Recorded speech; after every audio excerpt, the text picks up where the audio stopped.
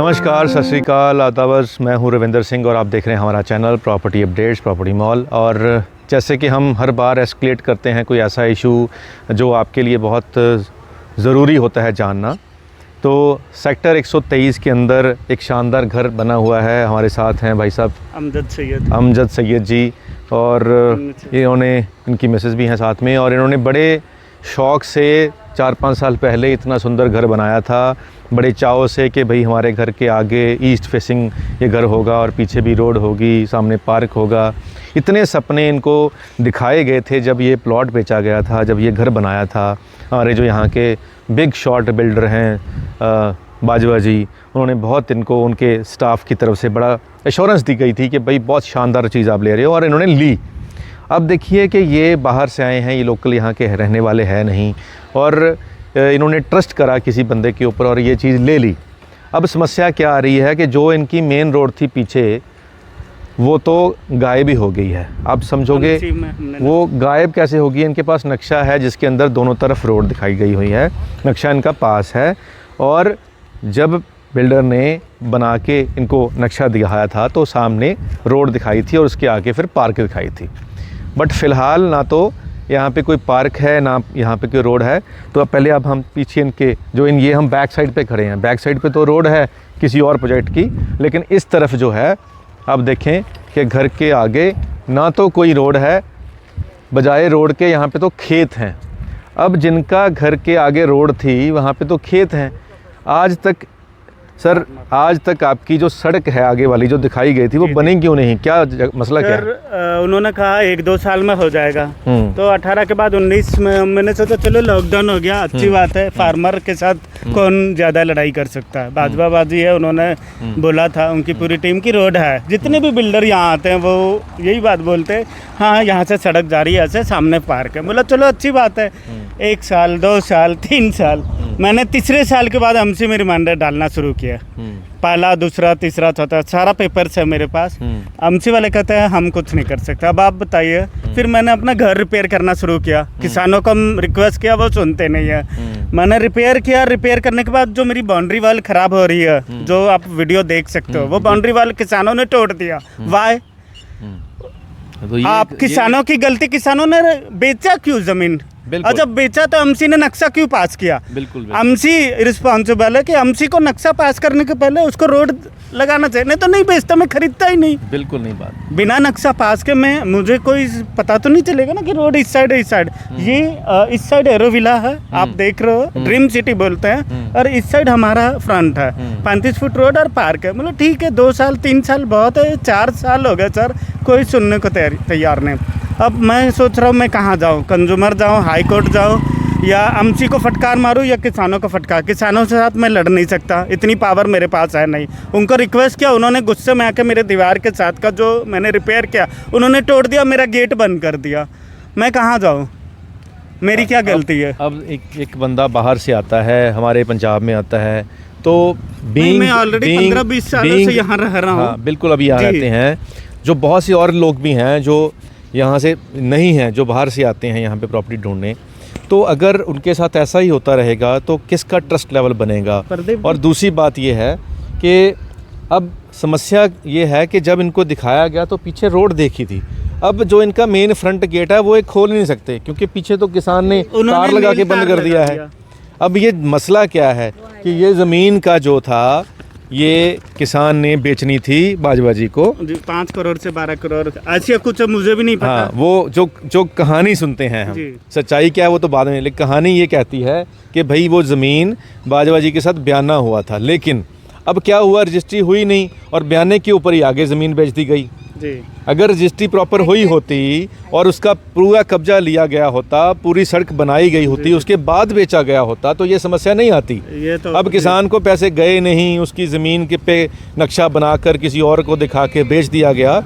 ये यहाँ पे एक कॉमन बात है। तो जब भी आप, पहले तो इनकी जो गलती है, समझदार वो होता है जो किसी और की गलती से सीखे। तो अगर आप हमारे दर्शक हैं, व्यूअर, हम कोशिश करेंगे कि जो इनका मुद्दा है, जो यहाँ की कंसर्न अथॉरिटी हैं, वहाँ तक लेके जाएं, क्योंकि ये हमारा काम भी है कि लोगों की मुश्किलों को हल करवाना। प्रेशर बना के। फ़िलहाल अब तक हमने काफ़ी कुछ हल करवा भी दिया है, लेकिन मैं फिर भी अमजद भाई को अश्योरेंस देता हूँ अपने लेवल पे कि जितना भी हम जोर लगा सकेंगे, बीइंग ए मीडिया पर्सन, हम ज़रूर लगाएंगे। और जितने भी ऑफिसर्स को मैं पर्सनली जानता हूँ, मैं इस केस को एस्केलेट करूँगा। लेकिन जो मेरी समझ में बात आती है, क्योंकि पीछे ज़मीन का रजिस्ट्री नहीं हुई है और कानूनी तौर पे ये किसी की ज़मीन के अंदर घर नहीं, दरवाज़ा नहीं खोल सकते हैं। अगर ये कोर्ट में भी जाएंगे तो इनका हल नहीं होगा। अब इसमें क्या है कि 420 का 420 का जो पर्चा दर्ज होगा वो बिल्डर के ऊपर होगा और उसका खामियाजा भुगतना पड़ेगा इनको। अब यहाँ तो बिल्डर इनके पूरे घर की जो कीमत है उसको विद इंटरेस्ट इनको पैसा वापस करे, इनसे ले और ये इनका मतलब पीछा छोड़े। सर मुझे पैसा दूसरा नहीं चाहिए, मुझे अपना दूसरा पीछे वाली ज़मीन को खरीदे, प्रॉपर सड़क बनाए, ठीक है, जहाँ पार्क बोला था वहाँ पार्क बनाए। और जहाँ इतने केस चल रहे हैं, हमारे जो बिल्डर साहब हैं, 2-4 और हो जाएंगे तो उनको कोई फ़र्क नहीं पड़ता। लेकिन इनको फ़र्क पड़ता है कि इनका एक ही घर है, इन्होंने तो इसी घर में रहना है ना सारी ज़िंदगी की। इन्होंने खून पसीने से जो कमाया था। बहुत ही कोशिश करने के बाद बंदा घर बनाता है, टू बी वेरी ऑनेस्ट। हमने भी उतनी ही कोशिश की है इस घर को बनाने के लिए। जो मोस्ट इम्पॉर्टेंट थिंग है, लोग लीगली चलते हैं, ठीक है। लीगली आप रजिस्ट्री कराते हो, वी नो डैट, हमने कराया। लीगली आप एमसी के पास जाते हो, एमसी कुछ सुन ही नहीं रहा है सर। 1 2 3 4 रिमाइंडर्स भी सेंड पे हैं, कोई कुछ नहीं। कंज्यूमर का कहना है नहीं बनी होती तो हम वो अमाउंट आपको दिला सकते थे, यानी हम वो भी नहीं कर सकते। आप कहाँ 1 करोड़ की प्रॉपर्टी, कहाँ आप लैंड की वैल्यू ले रहे हो। We are in loss. High court हम ही जाए अब पे करने, ये भी कहीं का कुछ नहीं है। बिल्डर इतने बड़े हैं कि उससे आप नहीं लड़ सकते, ज़मींदार से नहीं लड़ सकते, मतलब आप टोटली फंस गए ना। And the most important thing, ये जितनी प्रॉपर्टी राइज हुई है ना सर, इस घर के बनने के बाद हुई है। अभी जितनी बिल्डर की गाड़ियाँ यहाँ लगती है ना, चाहे वो एरो विला बेचे, फॉर्चून विला बेचे, ये विनायक बेचे या ये सामने लवली ग्रुप बेचे, ये सब 922 दिखाते हैं। रियली बता रही हूँ, ये दिखाते हैं यहाँ लोग रह रहे। हमने बिजली PSPCL, आप मानोगे PSPCL का कोई बंदा सुनता नहीं है यहाँ पे। मैंने PSPCL से लाइट ली है, उनको अगर कंप्लेन करोगे ना, अब थोड़ा सा प्रॉब्लम थोड़ा सॉर्ट आउट हुआ है तो वो बोलेंगे बाजवा जी से बात करो। यार जब आपने कनेक्शन दिया, you are government authority, he is the private person, why we will talk to him.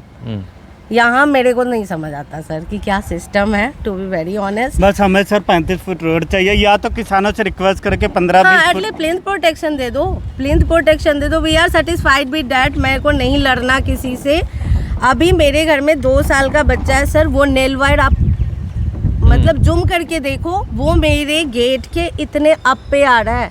अगर मैंने गलती से भी ना कभी वॉश करने के लिए गेट ओपन कर दिया ना, it is too much dangerous. आप देख सकते हो उसको। तो अब घर के अंदर आ गए हैं, कैमरा घुमा के दिखाया है कि कितना शानदार इन्होंने घर बनाया है।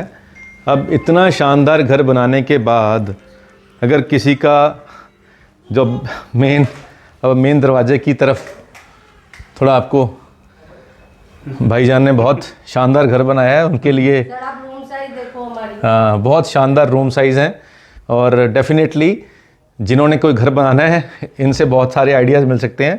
लेकिन ये वाला आइडिया भी लेना चाहिए कि भाई अब देखें, ये इनका मेन घर का जो मेन एंट्री पॉइंट है, जैसे बाहर से सीढ़ियाँ चढ़ी हुई हैं। अब ये इनका मेन दरवाज़ा है। अब मेन दरवाजे के बाहर ये खेत हैं और ये तार लगी हुई है।